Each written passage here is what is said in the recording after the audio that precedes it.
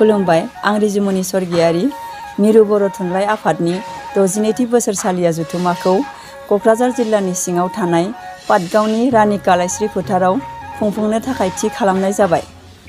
बेनिखायनो बै सानखालि नोंथांमोन बयखौबो राव हारि धोरोम बासियालासे बयबो लैहोर लैहोर फैनानै बै हाबाफारिखौ मेहेर गोनाङै जाफुंसार होनो थाखाय गुरैयै खावलायहरनाय जाबाय। खुलुमबाय, आं रिजुमनि सर्गियारि मिरु बर' थुनलाइ आफादनि 62थि बोसोरसालिया जथुम्माखौ क'क्राझार जिल्लानि सिङाव थानाय पाटगावनि रानि कालाइस्रि फोथाराव खुंफुंनो थाखाय थि खालामनाय जाबाय। बेनिखायनो बै सानखालि नोंथांमोन बयखौबो राव हारि धोरोम बासियालासे बयबो लैहोर लैहोर फैनानै बै हाबाफारिखौ मेहेर गोनाङै जाफुंसार होनो थाखाय गुरैयै खावलायहरनाय जाबाय।